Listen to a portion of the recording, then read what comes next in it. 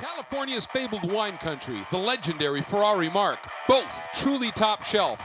And together they create a marvelous journey through historic Sonoma and the beauty of the surrounding vineyards. To transform journey into outright adventure, however, you must include a stop at Sonoma Raceway, where this weekend the pilots of the Ferrari Challenge face a supreme test as they will step into their stunning 488 Challenge Evos for one serious technical roller coaster ride carved into the hills of San Francisco's North Bay. Hi everybody and welcome to round 2, day 2 of the 2021 Ferrari Challenge North America's season championship at Sonoma Raceway. I'm Greg Creamer, joined by Shay covering all the action in pit lane and on the grid. Great to have you with us. An absolutely stunning afternoon. Beautiful blue skies, 75 degrees. The only perhaps downside in terms of weather is breeze. It is really windy, and that does have its effect on cars competing on this track that's carved into this hillside. You see that big, almost mountaintop in the background, and it is one of many that are on this schedule that are spectacular. We're already at Virginia, Sonoma this weekend, Watkins Glen mid-May, that's a legendary track. Homestead, Miami, another major venue in the middle of June. Indianapolis for Ferrari Racing Days, mid-July. That should be spectacular. And of course, Road America, America's Nürburgring, in the middle of September, and then the Finale Mondiale, Musial, Italy, in early November. And that's what's coming up on the rest of the calendar. One of the big draws of Ferrari Challenge is the iconic and stunning venues that we go to throughout the course of a season. And Sonoma is just on the north end of San Francisco Bay, just a little ways north of the Golden Gate Bridge, close to the coast and the glorious coastal redwoods, and just some beautiful things. And of course, smack dab in the middle of legendary California wine country. And it's always just a great venue to come to. And it's, as I said, one of the more technical and challenging tracks on the circuit from a technical perspective. And talked to a couple of drivers. Neil Gahani earlier said it's a track with a lot of character, and that it is. When you come down that front straight in that first section, you're climbing very abruptly up to the top of the hill. Then that long left-hand loop is the carousel where you fall back down to ground level, if you will, and then up into the turn 7 hairpin and a blast down the iconic S's through the chicane and now into turn 11 and then back onto the pit straight. 2.2 miles. It comes at you in a hurry. Very low grip. Track tends to be quite abrasive. And what that means is tire management. Even in a short 30-minute race like this, tire management is everything. And with this wind, we're getting a little bit of sand and debris up on the track. The track, I think, is a little slipperier than it was yesterday, and probably because it might even be a little bit more abrasive, so that tire management is going to be huge. The cars are now heading out on their Recon Laps, and it's just a couple of laps to give them an opportunity to see if the track's changed since qualifying this morning. There you see it. Air temperature right now, 27 degrees Celsius, 75 Fahrenheit, very low humidity. Conditions really just fantastic, except you can even see it in the grass there where the camera is still. It is windy, and what that does is it swirls up against the mountainside, if you will, this big hillside, and this is where the cars drop off the top of it and start to head down. That's turn 4 coming up, and then turn 5 leads into the big carousel. You do that little dip down, then you start to bend right, and then there's a little rise, and then down to the carousel. This is the exit now of the carousel. There's a famous drag strip that runs here, and you pick that up for just a short little blast. Then you fade left a little bit. You can see where the cars will fade left off of the drag strip and then up into the long, if you will, hairpin turn 7. That sends them down through the S's. But if you have a tailwind or a headwind into either of these hairpins, turn 7 or turn 11, it makes a big difference on how the aero works, where you can brake, and the like. And the drivers have to be adapting to that constantly. And right now they're getting, from what I understand, it's a pretty good tailwind down into 7 and a headwind into 11. So they just have to adjust a little bit, and then it just swirls when you're up on top of that hillside a bit, and it makes it really exciting. And perhaps the best way to show you that is to give you a ride around here. And we were very fortunate that a gentleman who qualified second in class for this race, John McGrew, gave us a lap earlier in the weekend.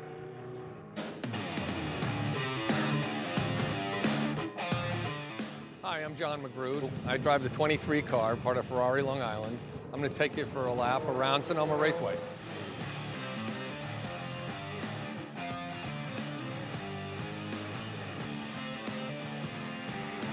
So here we are coming onto the front straight, flat the whole way, looking for turn 1. This is a really tricky turn, trying to figure out how to arc it in smoothly.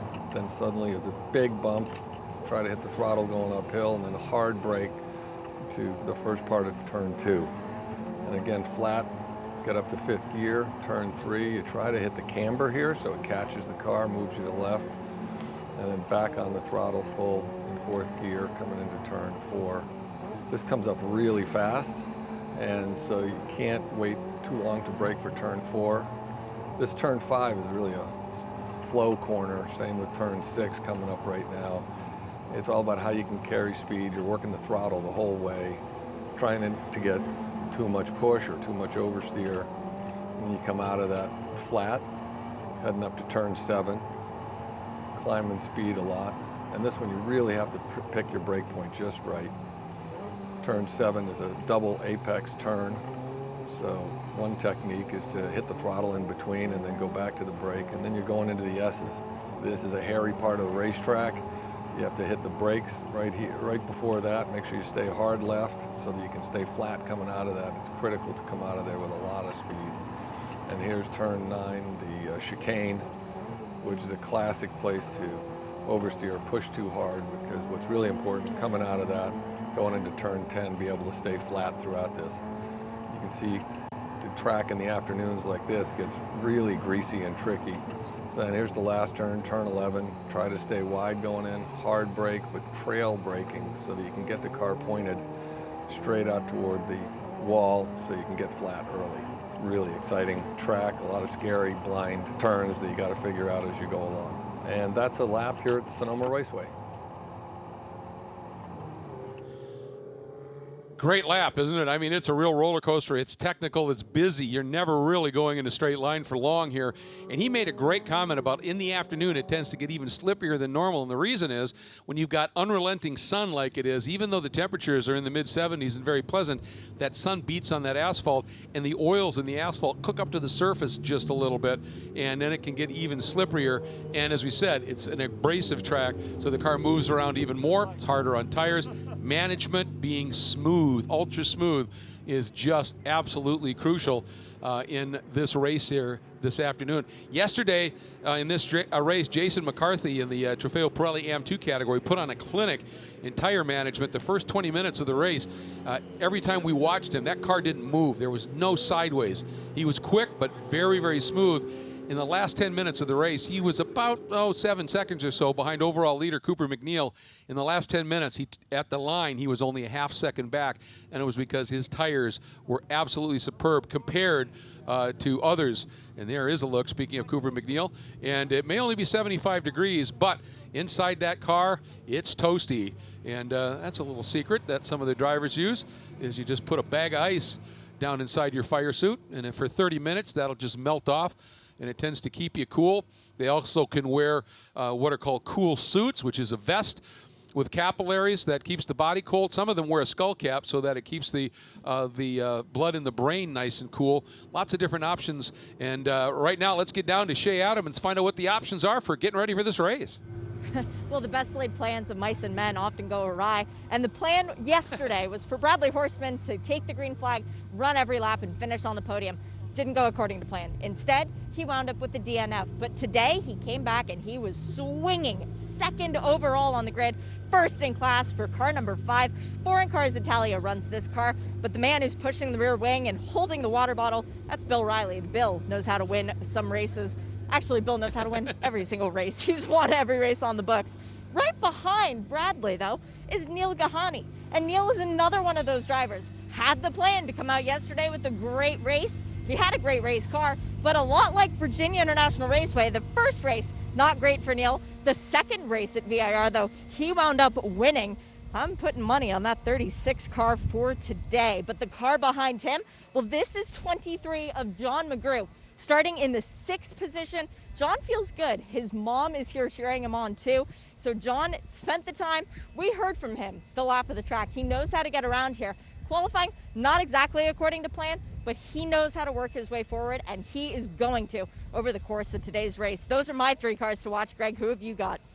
Well, I think you've nailed him here, and the point for John McGrew, yeah, he was 6th overall, but 2nd in class. But the problem is, you alluded to 3 AM1 cars between himself and Brad Horseman, and a lot of time in terms of on the track.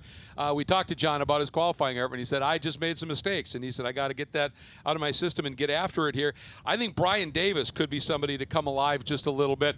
But the guy who was on the outside of the front row where Horseman starts today and had that brilliant run to his 2nd overall finish, only half-second behind Cooper, is Jason McCarthy. He didn't have a great qualifying, 8th overall, 4th in class.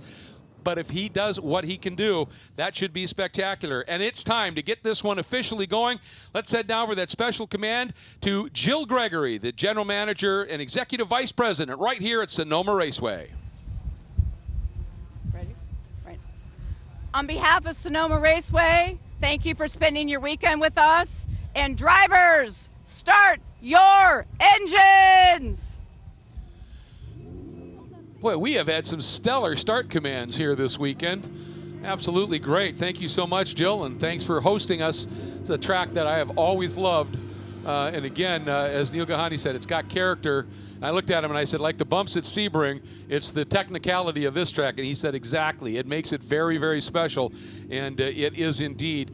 And we are looking for this one to get underway. 30-minute race. And in this one, we have 3 different categories. Cooper McNeil runs in the Trofeo Pirelli category, then Trofeo Pirelli AM1 and Trofeo Pirelli AM2. And we get some great battles throughout here in the field. It's a couple of cars to keep an eye on there. Dave Musial, he said yesterday, he said, I had a lot more speed than I showed in qualifying. He said, I got bottled up in traffic, and he was turning quick laps. He just couldn't get to the front, and he didn't get a great qualifying lap. Said he had a couple of little errors this morning as well. He said, if I stop doing that, he said, the car's fast, and I know I've got pace, and I should be able to get after it here as the cars set out on their formation lap. And here is a look at Justin Wetherill. Again, if you've been with us over these first 2 rounds, he started last year and in his first season of racing, won the Copachel AM Championship. And when they said, we're going to move you up, he asked, he said, let's move me up both. Let me get into Trofeo Pirelli AM 2. That's a double class jump. He said, if I'm going to move, he said, I want to move and judge myself with those guys up there.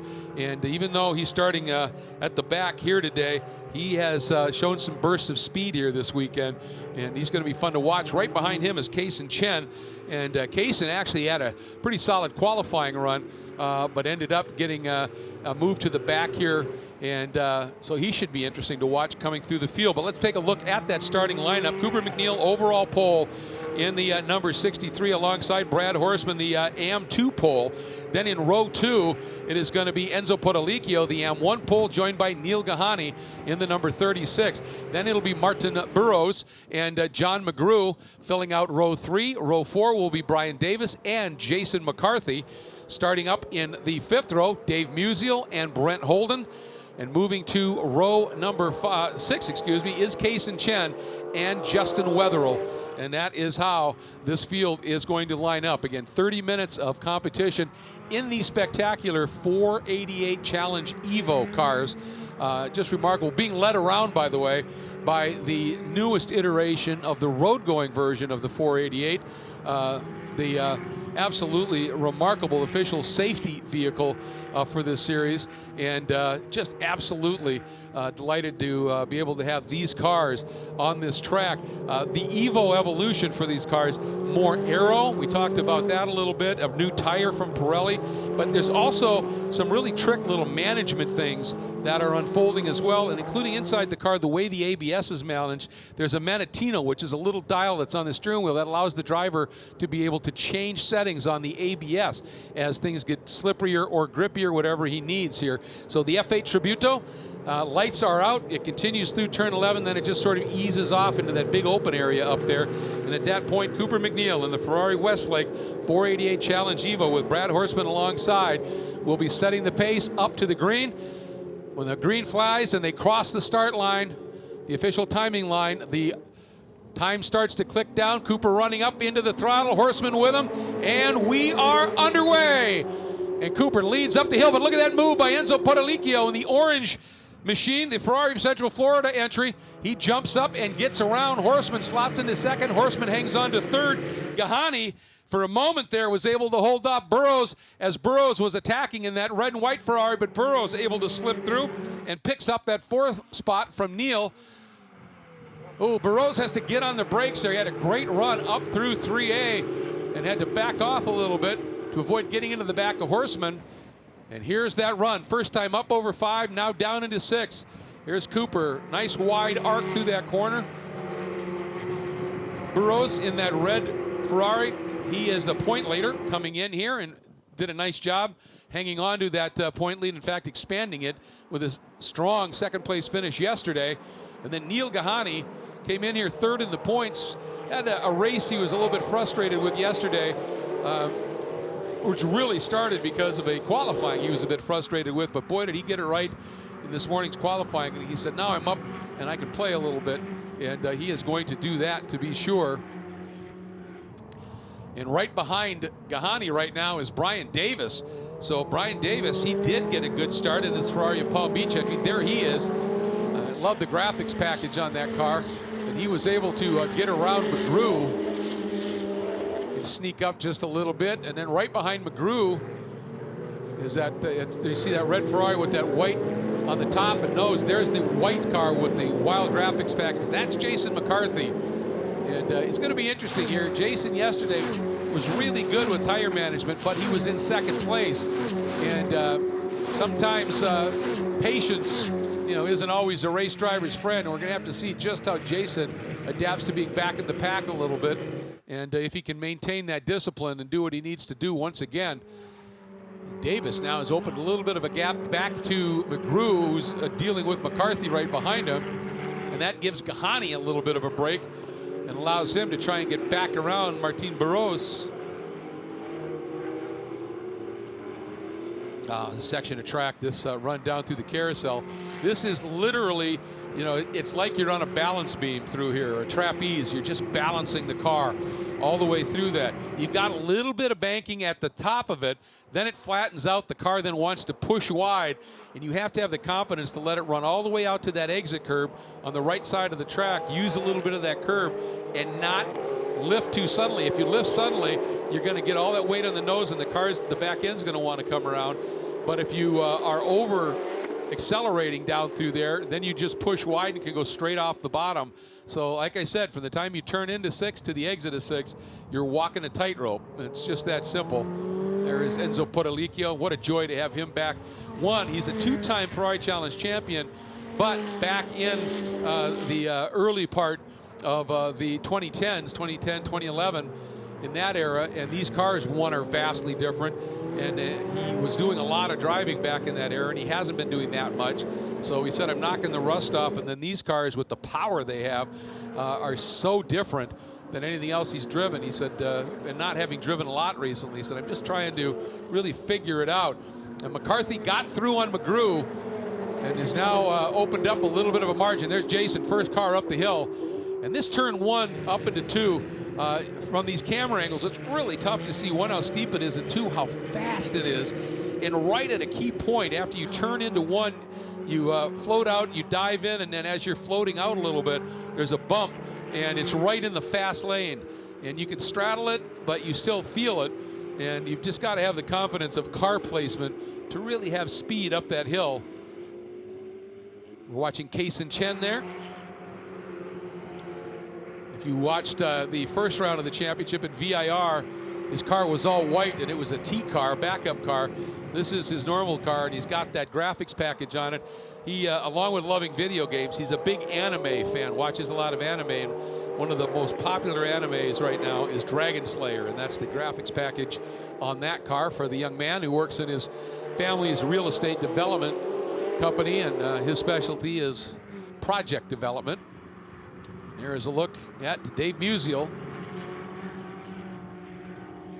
He's got that great graphics package on that car that harkens back to Heath Ledger's legendary performance in the Batman movie. And with the struggles Dave has had this weekend, I'm sure he's thinking, let's see what I can do to put a smile on my face. He is just truly just a genuinely joyful person. Here's a look at Brad Horstman again. Just yesterday, qualifying didn't go well. I had a chance to talk to him. He said, I just made mistakes. He said, we were so quick in practice. He said, then I just made mistakes in qualifying, which put me back in the race. Then he had a problem early in the race and ended up with a bad finish. And he said, I know I've got speed. And talked to Bill Riley, and Bill said, yeah. He said, basically, Brad did what he'd done in practice. We knew he could do it. He said, our guys had that car set up really well. And he said, Brad put in a lap, he said, where he just really strung everything together like we know he can. And it was a beauty here. Yes, he got jumped by Enzo Potolicchio right there at the start. That outside line, if you're right up alongside the gentleman next to you, you can sweep the outside and pin him a little bit. But Cooper was just far enough up that Enzo was able to get his nose a little bit farther along underneath Brad than he would have liked. And I think Brad, pretty savvy guy, said, yeah, it's too early to be risking door-to-door contact here. And there's Neil Gahani in that beautiful silver 488 Challenge Evo, the Continental Autosports entry with Concours Club. Ooh, gets a little bit too much of that curb there. Boy, he is feeling the pressure from Davis. Davis looks to the inside. Gahani having none of it. Davis just wasn't quite far enough along to really make that work. And I mean, that was a class move by Davis when he realized, yeah, this is going to end in contact if I stay with it. Decided he would risk damage to his car as opposed to getting into Neil, and clouded those that bundle of tires. Have to see if it did any damage to the car. Looks like he may have gotten away with it, but right now, Martin Barros is really up the ante here, points leader in the AM1 category, has glued himself to the back of Horstman, leading in the AM2 category right now. And one of the reasons is Martin looks up front and sees that orange Ferrari of Potolicchio. Potolicchio missed VIR. Don't know that he's going to run the entire rest of the series. So Martin realizes, if Enzo wins and I'm second, I'll be okay. But boy, he'd like to get clear of Horstman and try and catch Enzo, because there's the biggest swing in points is first to second.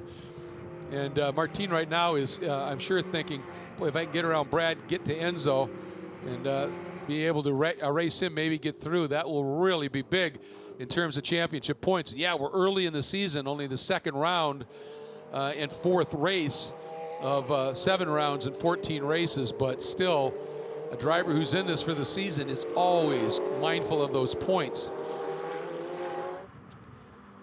So this battle should be a solid one.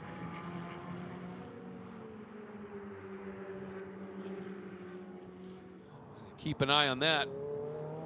Oh, right there, Martin is so deep on the brakes coming in.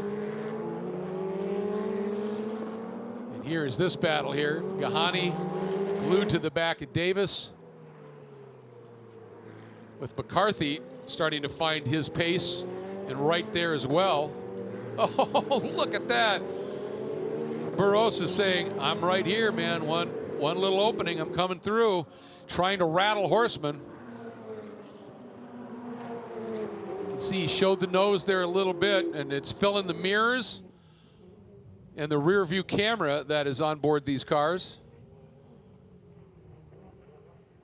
Up and over the top of 2, then this run, this next corner 3, you turn in faster than you think you can. You got to have a little faith, because there's all that compression when that track climbs again, and you get that camber.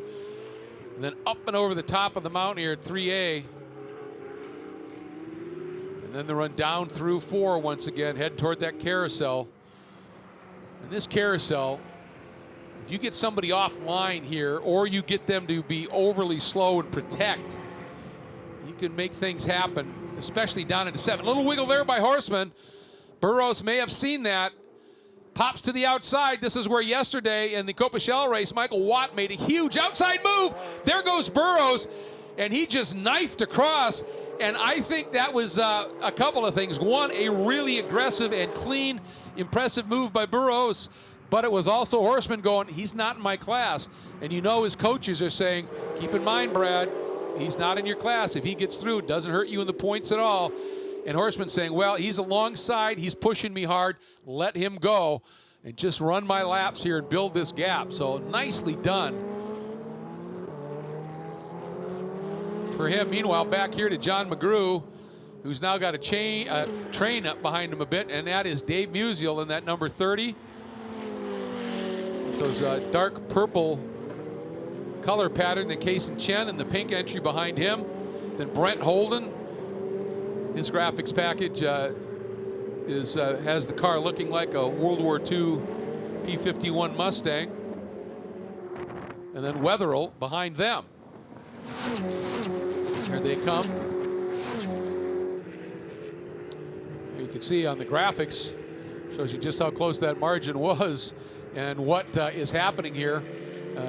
That green number, the .035, that's the amount of time that Musial made up in that sequence onto McGrew. And that, 35 1,000ths, but if you do that in every corner, that starts to add up just a little bit. And that's kind of the tidy increments here as we go back up front. Cooper MacNeil, Ferrari Westlake has built up a lead of about 4 seconds right now. And as Cooper working his way through turn 7, let's check in with Shay. You might notice there, Greg, that the lead for Cooper MacNeil not as dramatic as it was yesterday. Well, Cooper might be a 3-time Ferrari Challenge champion. He's still learning with every single race. And at the end of yesterday's race, he didn't have the tires underneath him that he wanted to. So he's taking it a little bit easier through the start of this race. Yeah, a 4-second gap over Enzo Padalicchio is not comfort for anyone who knows Enzo. But for Cooper, it's a lot better than having the 6-second gap that disappeared at the end of yesterday's race. Yep, you learned in that first race. That's the great thing about a doubleheader is what you learn in race 1, you apply in race 2, and you manage those tires a little bit better. And Cooper's pretty savvy in that regard. And he had a lot of fun leading up to this race because during the week prior to this event was an event called the California Miglia, and he and his dad ran it. And one of the cars they shared and split back and forth was a Ferrari. And he said it worked out beautifully because I could run that. He said it did cost me all of Wednesday and half of Thursday in terms of testing. And he said, but it was so fun to be able to do that with family and to be able to have some fun. And he said it did put me a little behind the 8 ball. He said it's been a while since I've run here, and but he's caught on pretty quick. And as you said, Shay, now managing things very smartly. Has the fastest race lap overall at a 1:42.336. And aside from that just being impressive, remember, you get a point for fast race lap in each class. Enzo Padalicchio right now has fastest lap in AM1 at a 1:43.72. And Horseman continues to show great speed. His fast lap in AM2, a 1:43.5. So if those stick, that's those crucial and important points that they're going to be using here. Ooh, Davis pushing the envelope at the bottom of the carousel, using all of that exit curb and just a smidge more as you see that little puff of dust come up as he's trying to keep Gahani behind him, and Gahani is pressing hard because McCarthy is doing the same to him. And then back to this stout little battle here of McGrew, Musial, Chen, Holden, and Wetherill. And on that last lap, Justin Wetherill actually running about 4/10 quicker than anybody in front of him. He's at the back of the queue right now, but as I said, doing the double jump from Coppichelle AM right up into Trofeo Pirelli AM. And he said, it's a steep learning curve, but this is what I wanted. He said, and this is one of those opportunities when you're behind, you obviously you think, I hate to be behind. But Brent Holden's a pretty experienced driver, and this is a spot where Justin can really learn and watch go to school a little bit and look at what Brent and see what the cars in front, what they're doing that seems to work, what they're doing that maybe doesn't, and what he thinks, where he's quicker, and just make those adjustments on the fly here, which is pretty much what racing's all about. I mean, as this race unfolds, as we get to the halfway point, you're burning fuel off, which is the car is getting lighter and more responsive because a gallon of fuel has some pretty serious weight to it. And these cars, 126 liters of fuel, that's a lot of weight. So as they, you don't necessarily run all of that, but as you burn fuel off, the car gets lighter, it therefore gets more responsive, accelerates quicker, you can brake a little deeper, etc. But at the same time, and particularly here, the tires are losing grip lap after lap after lap on this abrasive surface. So that's part of the knack of racecraft, is the driver has to adjust throughout the race. Some of it can be done by changing settings on ABS, on traction control and the like, but also you've just got to change your approach as you're driving. Even though you can accelerate harder if you don't have grip, you got to watch that. And you'll notice right there, coming out of 7, heading into 8, some of the drivers, you see the brakes light up for just a second. It's not necessarily really trying to slow the car down, but it's making sure that's a quick transition through that corner. And if you're on the throttle, which you would be there, you don't want that back end to step out like it did right there with McGrew. You saw the rotation there. And that, one, it hurts the tires, but 2, it's slow, it scrubs speed. And you see now how close Musial is. Well, going into turn 8, into those quick transitions, and the S's and McGrew a little hot there. And Musial was a little hot as well. If he'd been a little slower, he could have tucked in underneath. But what I'm getting at with that brake, you're not really hitting the brake, you're dragging it. And it sort of acts as a traction control, if you will, in that it just stops the back end maybe from stepping out just a little bit and keeps the car a little more stable. But there's some fun stuff that we're watching unfold here. Looking at last laps, McNeil's last lap, a 44.7, Podalicchio's a 46. So McNeil opening that margin up just a little bit, but Burrows a second quicker than Podalicchio on that last lap. And Davis and McCarthy have gone around Gahani. Both of them have, or McCarthy, excuse me, has gone around on Gahani now. So Davis is up into second in class, but 5th overall. McCarthy 6th overall, 3rd in class. And Gahani still 3rd in class, but is dropped back. But here we go, McCarthy, a 144.74, quicker even than McNeil. And let's see the margin he's going to have up to Davis is not much, but then it's a little bit of one. This is going to be fascinating to see what, again, McCarthy's going to be able to do late in the going here. There's Horseman, there's Davis, and there is McCarthy. And he is throwing down some laps. Through turn 10, Davis takes a look, and McCarthy's going, yeah, buddy, go do it, because if he gets down underneath on Horseman, that's going to slow them both up. It might give McCarthy an opportunity to do something through the exit of 11 and through here. And I think right at that point, Davis realized, yeah, not going to play that here, and tucks back in again. McCarthy has been rapid. Look at how much ground he makes up through turn 1. Almost has to dab the brake, overly brake, to not get into the back of Davis. That's a spot that McCarthy has figured out. He spun in the first lap of qualifying yesterday. Oh boy, Holden got trapped offline a little bit there. Does McGrew get through? No, does Wetherill get through? And he doesn't, but it looked like Holden got in. Just got a little bit offline there. And Justin just wasn't in a position to be able to take advantage of it. McGrew up on the other end of that group of 5. Oh, and here we go again. Davis so close, but McCarthy right there. Davis looks to the inside, way too hot. Big, huge slide, and McCarthy is through. And Davis, I think he just sort of got a little bit of target fixation there on the back of Horseman and just missed his braking point. He was thinking about a move on Brad, realized, nah, I'm not quite there, and suddenly you realize, oh, I'm in too deep. And it was a big save, but McCarthy's through, and now McCarthy is going to start hammering on Horseman, and I use that, of course, figuratively, not literally. Davis now needs to regroup just a little bit. And of course, some of that is when the tires start to lose grip, it affects your braking, even straight line braking. Even with ABS, if you're too hot, ABS isn't a panacea that just makes everything work. If you're too hot, and watch this here. Davis, this is the bottom of the carousel, and you can see the position there. We'll get back to it. McCarthy, boy, he's quick up through turn 1 and into 2. What I was saying with the ABS, if you're within the limits of the ABS, it's incredibly effective. But if you're just too fast and you're just on it, what'll happen is it almost nulls the ABS and the pedal just turns into rock. And you've just got to hope you've got room to slow down enough for the ABS to come. You got to release and then get back on it. And that's exactly what I think Davis did. He got in too hot, was on the ABS hard, and thankfully he had a lot of room over there in turn 7 and was able to come off the pedal a little bit, float wide, slid a little bit, but saved it nicely. Oh, Musial, look at that move around the outside. He tried it into the carousel.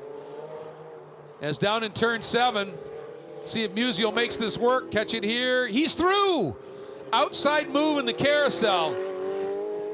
Tell you what, folks, that takes big bravado. Because if Gahani or if Musial in that outside spot has McGrew, that car pushed wide a little bit on his inside, and he's got to open the wheel up, he's off. So Musial, nicely done, man. Oh, and here we go. Horseman looking, this is same class for the lead. McCarthy way down to the apex, hammers the brakes, and Horseman, gentlemanly move right there. He could have turned in a little sooner, squeezed him, but when he realized McCarthy was alongside, if he tried to force the issue in any way at that point, he was going to lose a lot of ground, and said, well, yeah, I wish he wouldn't have gone through, but at this point, I've just got to stay where I am here. But McCarthy is through. And that last lap was a 47.3, but we saw him throw 44s in, and everybody in front of him, Burrows, then Potolicki went up at the overall order, McNeil, all in the mid to high 45s. So now we'll see what McCarthy can do. But Jason now, again, coming from 4th in class, 8th in the overall order, is 4th overall and to the lead in class. We're going to watch his lap times right now. There's Potolicki and Burrows running a little bit quicker than Enzo is right now. And he's made up some ground. Remember, there was a pretty fair gap there, and Burrows has closed it up. As I said, it's 15 points to 12, first to second. And that's the biggest spread. And so Burrows is thinking, that would be nice if I could make that happen, knowing that, in particular, that Enzo probably isn't in this for the full championship, having missed VIR. That Enzo, if Burrows can get in front of Enzo, to give you the other perspective, and he's not really in the championship, then he's stealing points from Gahani and Musial. And if he gets around, that's not a 3-point swing. It's in championship factoring, it's about a 5-point swing, and that's huge. Once Musial got around this battle, now McGrew has got Case and Chen right on his 6. And when he got through, Musial immediately dropped into the mid 46s.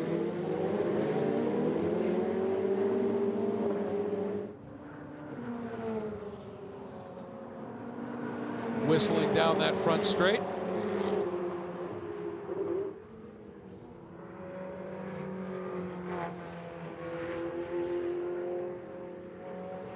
Oh, that's such a great, and with that drone view, gives you an idea of just how technical this track is. There's that compression. Watch the exit here. It's a blind commitment. So you turn in and you hope you guess right.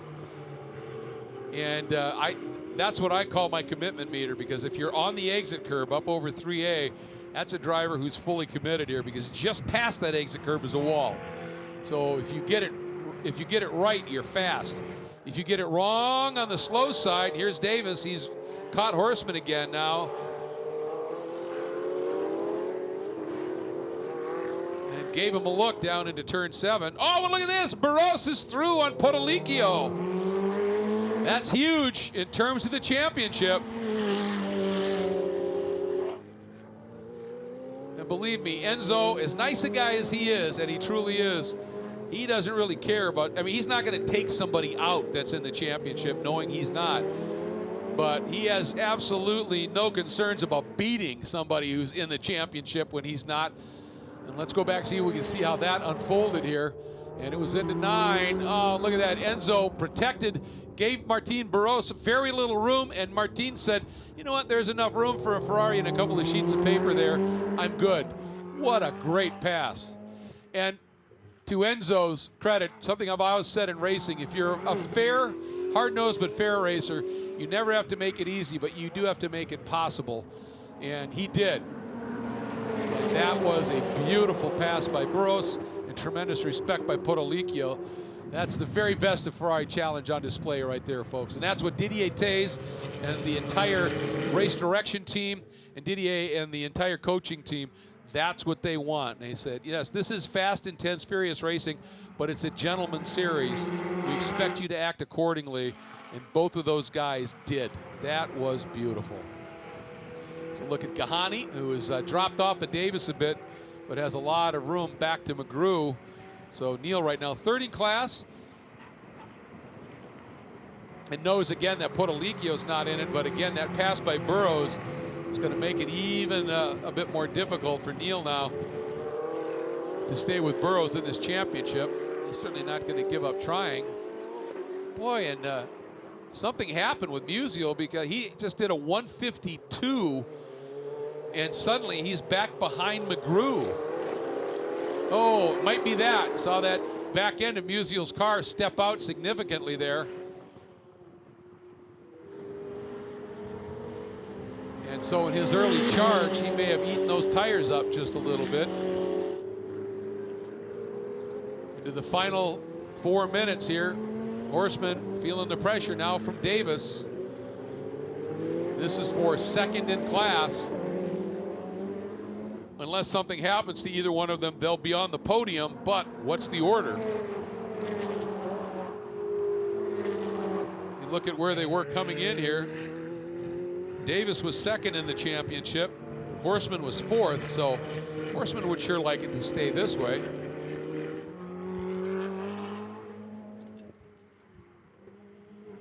As we're at 3 minutes to go.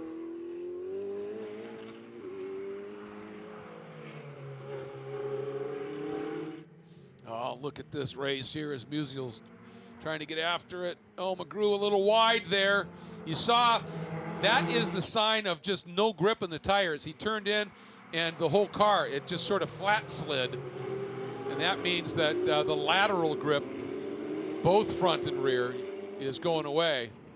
And he just couldn't get the car to turn on either direction. He couldn't get it to rotate, couldn't get it to turn. Davis trying the outside of Horseman.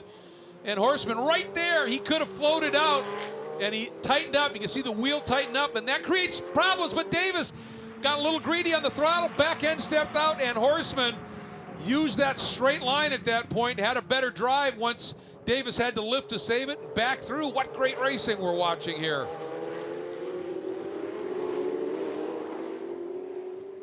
See the different lines that McGrew and Musial are working at here as we're into our final two to go. Musial, this is the corner he struggled with. That time looked pretty good. He's been struggling. He struggled with that yesterday and a little bit in qualifying today, but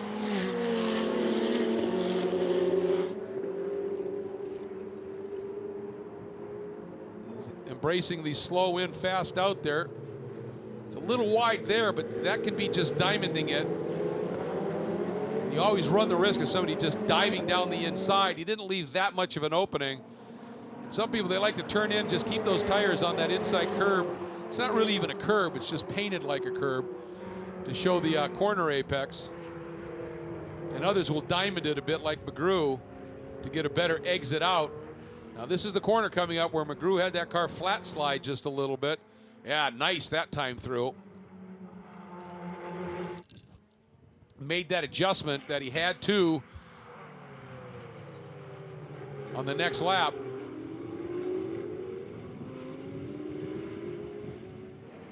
And up front, Burrows got through on Potolicchio, and now he's opened that margin up by about 3 seconds. And this is where Musial did this before.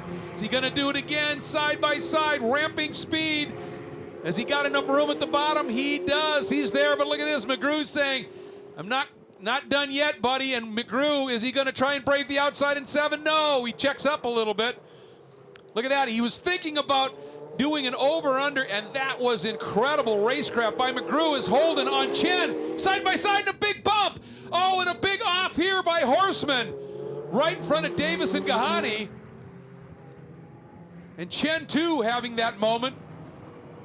And that bump with Brent Holden. Wow.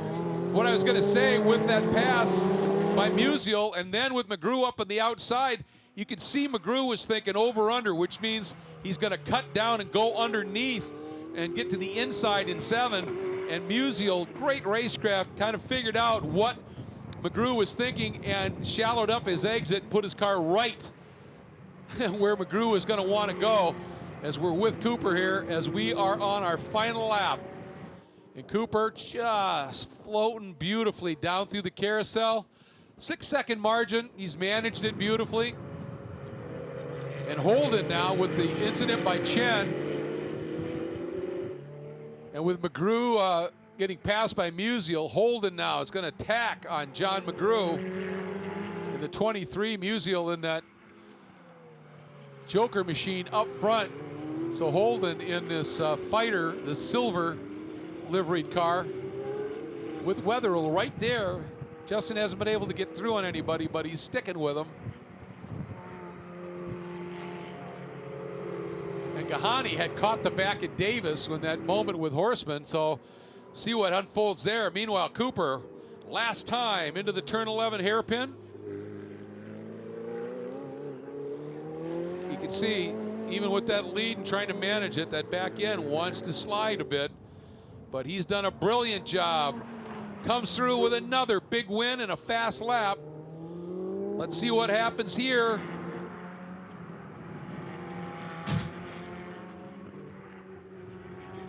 Watching to see whether Gahani and Davis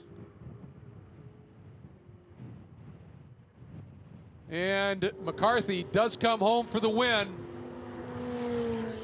And McGrew, a little bit of damage on that right rear corner. Oh, and he's been passed by a couple of people here. That's now Wetherill on the back of McGrew, so Holden's through. And there's Chen recovering from his spin. Here we go to the line. Here comes Holden.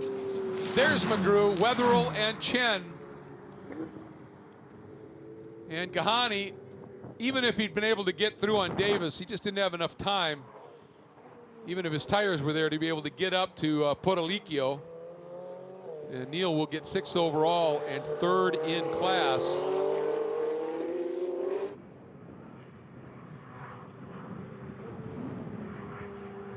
And there is Martin Barros, 2nd overall, winning in Trofeo Pirelli AM1 to go with a 2nd place yesterday. And there's Enzo Potolicchio, yesterday's winner in AM1 with a strong 2nd place today. And then Jason McCarthy coming up through the field from 8th and 4th in class to 4th overall and winning his class. Just to make sure that I've got my math right here, I think Jason is 4 for 4 this season. And there is Cooper. Hey, last race, don't have to worry about tires. Do some donuts, and he's joined by Martin Barros. So an American and a Frenchman doing some Italian pastry. Love it. That's great. That's great.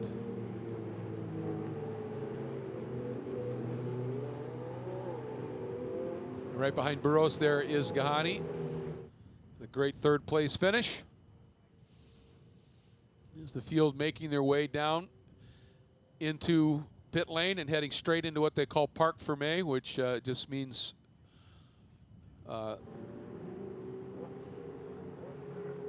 closed tarmac, essentially, where once you're in it, nobody can touch the car. The driver gets out, and the only people that can touch the car are tech staff. No team, no nothing. And then, of course, the class winners will be making their way over to the interview area, and later they will be enjoying a podium celebration. And for Brad Horseman, I'm sure with the qualifying run and the speed he had, will be a little bit upset with the fact that he ended up 3rd. And again, we saw the moment, but it had already happened. We saw the recovery of whatever happened over in 9. So we don't know whether that was on his own or if he got a little help or or what, but let's take a look here at the provisional results. There's Cooper McNeil winning again in Trofeo Pirelli, then Martin Burros, Enzo Potolicchio second and third, but winning 1-2 in Pirelli AM1 category. Then fourth overall, winning in Trofeo Pirelli AM2, Jason McCarthy, with Davis right behind him in AM2. Then Gahani, sixth overall, third in AM1. Brad Horseman, seventh overall, third in AM2. Then Musial, what a race he put on in AM1. Holden in AM1. Then McGrew in AM2, rounding out the top 10. And then Justin Wetherill and Kaysen Chen.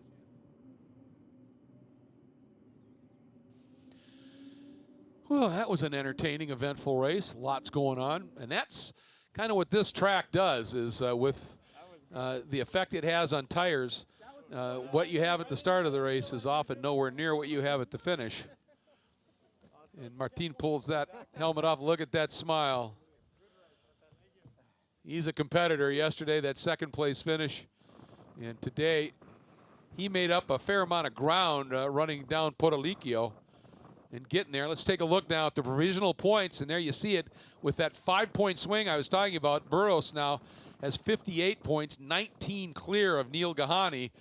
Musial is in third, 5 back of Gahani. Potolicchio sits in fourth, and again, he missed VIR. And Barry Zeckelman not here this weekend. Then Brent Holden with that charge at the end now finds himself provisionally in sixth place with 14 points. Then Curtis and Workman, who are not here this weekend, rounding out that Trofeo Pirelli AM1 field. We look now at the AM2 points, and McCarthy, boy, 4 for 4 and fast lap again. So look at that, 20 points clear of Brian Davis, who finished second in class today. Then McGrew still right in it, but only 1 point clear of Horseman. And then Wetherill, the guy making that double jump, tied with Kaysen Chen, 2 newbies in this category, tied for fifth. Then John Horsch, Milstein, and Schreibman, who are not here this weekend, fill out the top 8 in points right now. So let's get down to what I'm sure is a very happy Quebecois. That's why we go racing, isn't it, Martin? The battles that you had out there today, that's Ferrari racing. Yeah. Those are the best battle. My qualification this morning wasn't the best. Start fifth, could gain a position at the start, then one by one. And the last fight was with Enzo, like it was yesterday at race 1. So me and him, we're a bit aggressive, but it's clean, you know. So he dive bombed me in turn 7. I did the same at the chicane. So we're 1-1 now. He's a good friend, a good guy. So a lot of fun. So much fun here. And the weather's on our side too, compared to VIR. Well, congratulations on the race win and the championship lead. Thank you so much. Yeah, he's a great competitor and, like I said, a great character. And he really did something that shows you his racecraft today. As I've said, when all things are equal and he's got a track with grip and the tires are there, he likes a car a little loose that he can sling around. He knew if he had that here, he was going to be slow by the end of the race. And notice the speed he had at the end of the race, and that came because that natural tendency that he likes, he reined that in, was ultra smooth early, saved those tires, and had something at the end to run down a driver as talented as Enzo Potolicchio. That truly says a lot about Martin Burros and his understanding of the art of racing, if you will. And there's the art of racing in the rain, the art of racing in the dry, and there's the art of racing at Sonoma. And each of them is unique. And he did a nice job with it. And now let's go and hear from our overall winner, Shay. Cooper, you handled the start of today's race differently than you did yesterday. Didn't it expand such a gap? Was that the trick to making it a more enjoyable drive? Yeah, absolutely. The guys made a few setup changes on the car overnight and worked pretty well for qualifying, so we did a little bit more of the same and just really wanted to keep our Pirelli tires underneath us, which was really a struggle yesterday. But today our WeatherTech Ferrari was much better. I took it a lot easier in the first couple laps, built a gap, and then just sort of managed it from there. But yeah, happy to get another win, extend the championship lead, and it's been great being here in Sonoma with Ferrari Challenge. Keeping the tires on it until the donuts at the end? Yeah, got to do a little celebratory donuts at the end. Why not? So thanks, Dad, for that one. Congratulations on another win. Thank you. Yeah, fun week for Cooper McNeil, and always nice when you end up with a couple of wins on top of it here. And it was absolutely a event-filled race for sure. And it all started with Cooper on pole alongside Brad Horseman from AM2 as they took the green from David DeRosa, the director of Race for RP Foundation. And the battling started early. Davis down to the inside into the chicane. Instead of hitting Gahani, he opted to hit that tire bundle. And right here, you can see Burros down to the inside on Horseman. Couldn't quite get it done, backed off. Then this great exchange as he went around the outside of Horseman down into turn 7. And then this 5-car battle was just furious with McGrew, Musial. And then right here, you see Chen parked a little bit. And then here comes McCarthy down to the inside of Horseman. Gets it done. Accelerates through. Horseman gave him just enough room. Was nice and clean. And then this beautiful move as Enzel protected, but Martin said that's enough space. Through I went. And beautiful job too. And a little bit, maybe just a little tap there between Davis and Horseman. And you can see Davis right there. Back end stepped out. Horseman able to drive on through. But Cooper McNeil up front. Didn't open up as big a lead as yesterday, but maintained it cleanly all the way to the finish in an absolutely tremendous race as it played out. Martin Burros right there flashing through for second overall, but winning in TPM 1. And just a fabulous day of racing here at Sonoma for the second round of the 2021 Ferrari Challenge in the Trofeo Pirelli category. And looking forward to the season continuing. And so glad you were able to be with us here. Now stay put. We do have the Copa Shell race coming up in just a little bit. We hope you enjoy that when it unfolds. For Shay Adam, I'm Greg Creamer. Thanks so much for joining us, and we'll see you from Watkins Glen.